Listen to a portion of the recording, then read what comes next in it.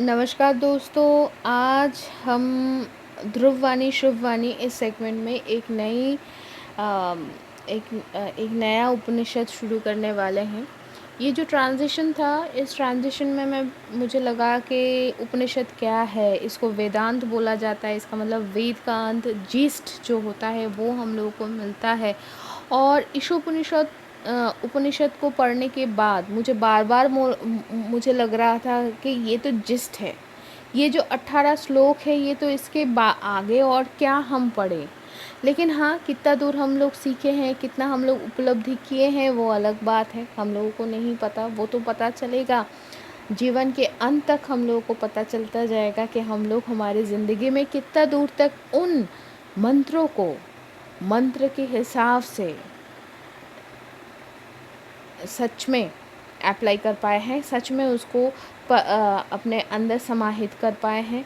वो तो हमारे सिद्धांत एक के बाद एक हम जैसे लेते जाएंगे, हम एक के बाद एक जो चयन करते जाएंगे, हमारे पास जो भी सॉल्यूशंस, जो भी समस्या आएंगे उनके लिए, जब हम हल ढूंढने के लिए जो भी सिद्धांत लेते जाएंगे, तो उससे ही हमें पता चलता जाएगा कि हम कितना धीरे धीरे उन मंत्रों को अपने अंदर आत्मसात करने के लिए कर चुके हैं या करने के लिए सक्षम हुए हैं। तो मेरे लिए सबसे बड़ी प्रॉब्लम ये थी कि ये जो किताब है, जिस किताब से हम पढ़ रहे थे, वो किताब मेरे पास फिज़िकली प्रेजेंट नहीं है। तो मैं आप लोगों को जैसे ईशोपनिषद के जो लास्ट 16वें 17वें और 18 नंबर का जो मंत्र है, वो मैं नेट से, इसका ही पुराना, बहुत पुराना, इनका ही एक लेखक जो हैं उनसे, सीतानाथ तत्वभूषण महाशय के ही लिखा हुआ उपनिषद से, एकदम पुराने वाले एडिशन से मैं आप लोगों को पढ़ के आप लोगों के पास लेके आई थी। फिर मुझे पता नहीं चल रहा था कि कैसे क्या करें, लेकिन जब मैं ढूंढने गई तो पता चला कि शायद उनकी भी इच्छा है कि हम पढ़ें। तो इसी बुक का एक बहुत ही पुराना वर्जन हमें मिल गया है, जो पुराना वर्जन से ही हम पढ़ेंगे। मुझे नहीं पता कि जो बंदा इसको ऐसे ही तस्वीर खींच के ये पूरा बनाए हैं, उनको लाख लाख धन्यवाद कि उन्होंने ये पेनस्टेकिंग ये काम किए थे, इसलिए मेरे लिए ये संभव हो रहा है।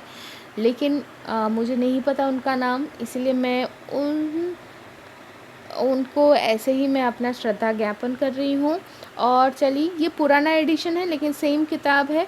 तो हम जो केनोपनिषद पढ़ने जा रहे हैं, वो हमने लिया है उपनिषद हरप्रकाशिनी से प्रकाशित इस किताब से, जिनका लेखक है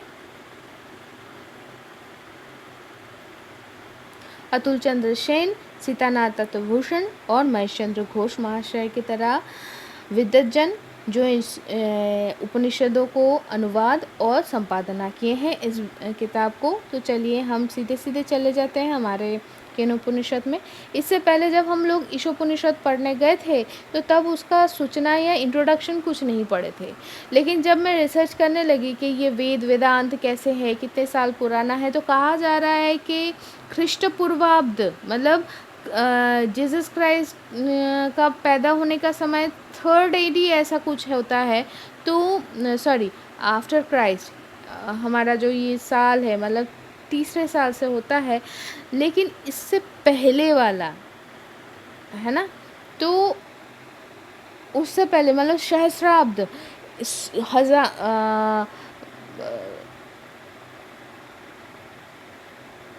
मतलब 1000 साल पहले इनको लिखा गया है। और वेद या वेदांत, ये जो है वो सारे श्रुति के नाम से जाना जाता है। इसका मतलब इससे कितने साल पुराना ये सारे जो है गुरु परंपरा की परंपरा में गुरु अपने शिष्य को देते आए हैं, है ना। तो इसीलिए थोड़ा सा आप लोगों के साथ इतिहास को शेयर करने के लिए मैं इसका जो सूचना है, इसको हम बोलेंगे कि ये जो उपनिषद है, इसका नाम क्यों केन ये नाम आया, क्योंकि केन ये जो संस्कृत शब्द है, इसी शब्द से ये उपनिषद शुरू होती है। इसी कारण से इस उपनिषद का नाम है केन उपनिषद। और ये सामवेद जो है, ऋग, साम, यजुर, अथर्व, ये जो 4 वेद हैं, इनमें से दूसरा जो वेद मतलब साम वेद है, इसका तलबकार ब्राह्मण का जो 9वां अध्याय है, जो नवम अध्याय है, इसीलिए इसको तलबकार उपनिषद भी नाम से जाना जाता है। इसका पूरा का पूरा 4 खंड है, मतलब 4 अध्याय है। पर पहले जो 2 खंड है वो कविता पद्य कविता में लिखा गया है, और आखिरी जो 2 खंड है वो गद्य, बोले तो लिखित कविता में नहीं, क्या बोलूँ, ऐसे में लिखा गया है। और पंडित लोग बोल रहे हैं ये जो छंदबद्ध रिप्रेजेंटेशन है किसी भी वेद का या इसका, ये बहुत नया है बोले तो हमारे लिए नया है, लेकिन मतलब हमारे रेफरेंस से 3000-4000 साल पुरानी वाली बात हम कर रहे हैं। लेकिन जो गद्य आकार में, मतलब ऐसे फॉर्म में लिखा गया है जहाँ पर छंद नहीं है, वो पुराना होता है। ये कहीं पर मैं रिसर्च करते हुए मैंने देखा, पढ़ते हुए, रिसर्च बोले तो नेट में रिसर्च करते हुए जो रिसर्चर लोगों ने लिखे हैं कि भाई उनके हिसाब से शायद ये उपनिषद श्रुति के आकार में आते आते कहीं ना कहीं ये डिस्टॉर्टेड हो गया था, मतलब कहीं ना कहीं कुछ इसके हिस्से खो गए थे। तो somebody हैज़ रिवाइव्ड, कोई एक पंडित, कोई एक ऋषि, कोई एक साधु फिर से इसको रिवाइव किए थे। और जब वो रिवाइव किए थे तो तब लिखने का या तब बोलने का जो माध्यम था वो था छंदबद्ध रिप्रेजेंटेशन था। तो इसीलिए पहला 2 जो पार्ट है वो कैसा हो गया, वो पद्य आकार में या कविता के आकार में हो गया, छंदबद्ध रिप्रेजेंटेशन हो गया। लेकिन बाकी जो पार्ट 2 थे वो पुराना था, वो रिवाइव नहीं कर पाया, करने की शायद ज़रूरत नहीं पड़ी। तो ये एक था। और क्या हम बोलेंगे कि ईशोपनिषद के तरह ही केनोपनिषद का भी उद्देश्य एक ही है, अमृतत्व को अटेंड करना, अमृतत्व को लाभ करना और ब्रह्म के साथ जगत और जीवन का एक साझेदारी, एक संबंध स्थापन करना। लेकिन ईशोपनिषद के तरह ये उपनिषद उतना व्यापक नहीं है, ये बहुत ज़्यादा व्यापक नहीं है। लेकिन सोचिए सिर्फ 18 श्लोकों में ईशोपनिषद में बोला गया था। लेकिन ईशोपनिषद के भांति इस उपनिषद 2 ये इतना व्यापक नहीं है, इतना विस्तृत नहीं है, लेकिन फिर भी इसका विषय क्या है, जीव संवीत, मतलब कॉन्शियसनेस संवीत, और ब्रह्म संवीत, मतलब क्या बोलूँ, ब्रह्म कॉन्शियसनेस के बीच में एक संबंध स्थापन करना, जोड़ना। तो इसमें पहले शिष्य और आचार्य संवाद, मतलब दोनों के बीच में कैसे बात हो रही है उस हिसाब से बोला गया है।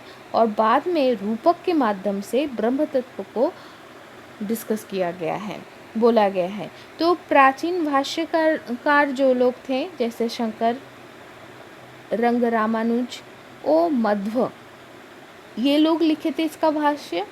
लेकिन मोस्ट मतलब रिसेंटली अगर हम देखें, मैं तो ये बांग्ला वाले की अनुवाद से मैं देख रही हूँ, तो बांग्ला वाले अनुवाद में सर्वप्रथम राजा राम मोहन राय, जिन्होंने सतीदाह प्रथा को रोक दिए थे, वो सर्वप्रथम इसका बंगानुवाद किए थे।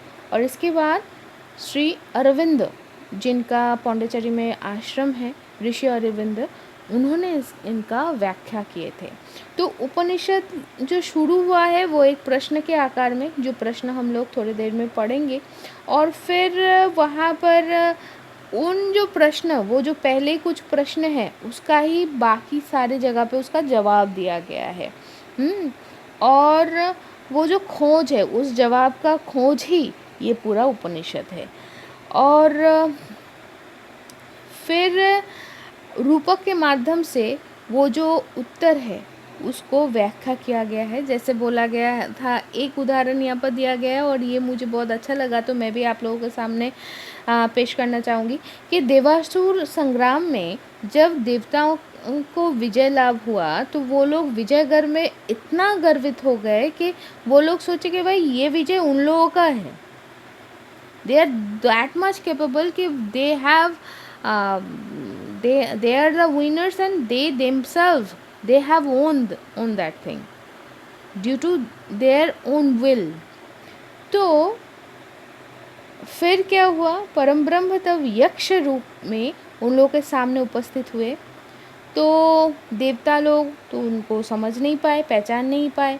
तो वो लोग अग्निदेव को उनके पास भेजे ताकि वो जान पाए कि ये यक्ष है क्या, कौन है। तो अग्नि यक्ष के सामने आके पहले तो अपना बहुत कुछ फलाना ठिकाना ढिमका, मैं ये हूँ वो हूँ, सब कुछ वो बोल दिए।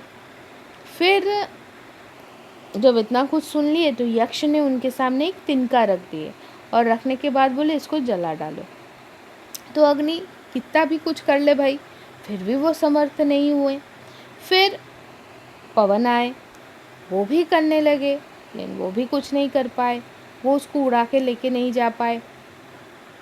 सारे देवताओं, मतलब जितने भी शक्ति हैं धरती में, प्राकृतिक जो शक्ति हैं जिनको हम देवता के रूप मतलब देवता के रूप में देखते हैं या उनके रूपक से हम लोग रिप्रेजेंट करते हैं उन शक्ति को, तो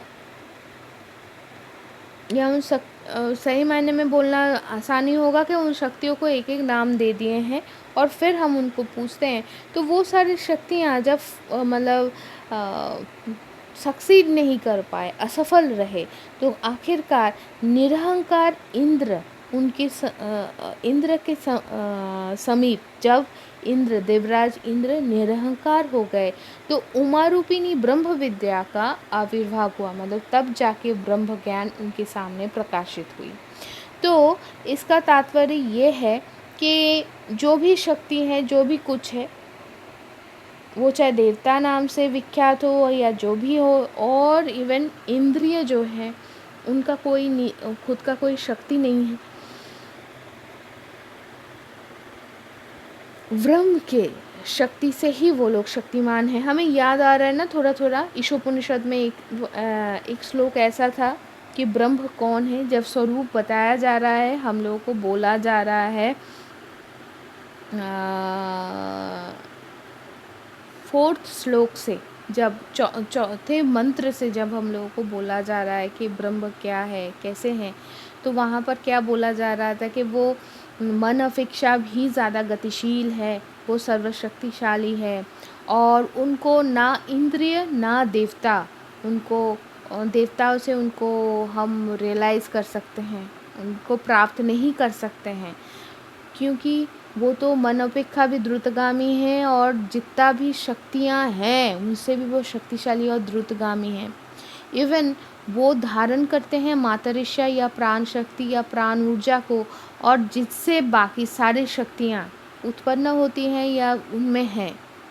तो ये सारी चीज़ें ही उसका ही हमें लग रहा है कि जो कुछ है सब कुछ वही है, और ब्रह्म ही सारे प्रकार के शक्ति के उत्स हैं।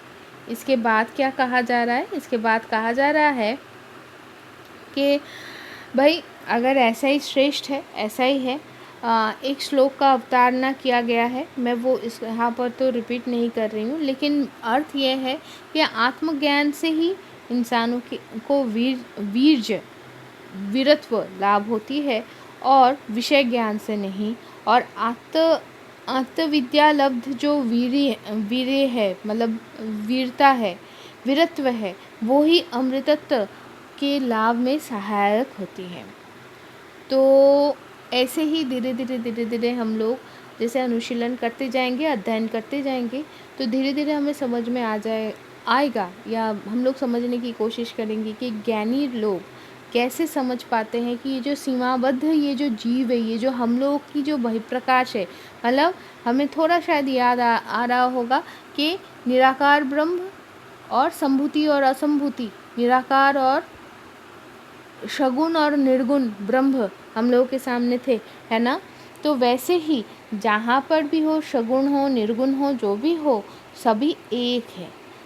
सारे वस्तुओं में ब्रह्म को उपलब्धि करते हैं ज्ञानी लोग, और उससे ही वो लोग अमृतत्व को लाभ करते हैं, अर्थात मृत्यु को अतिक्रम करते हैं। ईशोपनिषद में जो हमें व्याख्या दिया गया था, मृत्यु बोले तो इस नश्वर देह का नहीं, अविद्या को अतिक्रम करना, जो कर्तव्य बोध में कर्म करना वो अविद्या नहीं है, सिर्फ कर्म कर जाना वो अविद्या है। तो चलिए हम शांति पाठ से शुरू करते हैं। ओम आप्यायन्तु मामांगानि वाक् प्राणश्चक्षुः श्रोत्रोमथो बलमिन्द्रियाणि च सर्वाणि सर्वं ब्रह्मोपनिषदं मा अहं ब्रह्म निराकुर्जां मा ब्रह्म निराकरोत् अनिराकरणमस्तु अनिराकरणं मे अस्तु तदात्तनि निरतेश उपनिषत्सु धर्मास्ते मयि सन्तु ते मयि सन्तु। ओम शांति, ओम शांति, ओम शांति। अर्थात मेरे समस्त अंग, वाक, प्राण, चक्षु, कर्म, बल और समस्त प्रकार इंद्रिय परिपोषित हो। समस्त उपनिषद से प्रतिपादित ब्रह्म है। मैं ब्रह्म को अस्वीकार ना करूं और ब्रह्म भी मुझे प्रत्याख्यान ना करे। उनके और मेरे बीच में जो संबंध है वो सदा विद्यमान रहे। उपनिषद में जो सारे धर्म के बाद बोला गया है वो ही आत्मनिष्ठ मुझ में उनका ही प्रकाश हो। धर्म बोले तो जो धारण करता है, और कौन धारण करता है? ब्रह्म धारण करते हैं। हमारे सारे विघ्न समूहों की शांति हो, यही प्रार्थना करते हैं हम परम ब्रह्म को। और इससे ही हम आगे बढ़ते हैं। प्रथम खंड में पहला मतलब प्रथम मंत्र, केनेशितं पतति प्रेषितं मनः केन प्राणः प्रथमः प्रैति जुक्तः केनेशितां वाचमिमां वदन्ति चक्षुः श्रोत्रं कौ देव जुनक्ति। अर्थात इंसान के मन किसके इच्छा द्वारा प्रणोदित होकर शीय विषय के प्रति गमन करते हैं, या हम कह सकते हैं किसके द्वारा प्रेरित होकर मन अभिलषित विषय के प्रति गमन करता है। समस्त इंद्रिय वृत्ति से भी पहले उत्पन्न जो मुख्य प्राण है वो किसके द्वारा नियुक्त होकर स्व जो व्यापार है उसमें प्रवृत्ति होता है। लोक शकल किसके इच्छा से ही वाक्य उच्चारण करते हैं। कौन से वो देवता हैं जो चक्षु और कर्ण को उनके स्व विषय में नियुक्त करते हैं। ये जो कौन है, ये कौन करते हैं, यही सबसे बड़ा प्रश्न है। यही प्रश्न का हम जवाब ढूंढेंगे आने वाले मंत्रों में। और ये एक आत्मचिंतन है जो हमें सोचने पे मजबूर करता है कि कौन वो है जो हमें ऐसे प्रेरित करता है।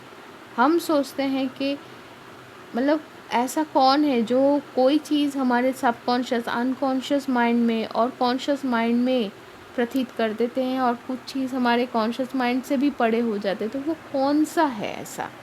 वो कौन है जो आपको ये सुनने के लिए और मुझे ये पढ़ने के लिए प्रेरित करता है, मुझे खींच के लाता है आप लोगों के पास?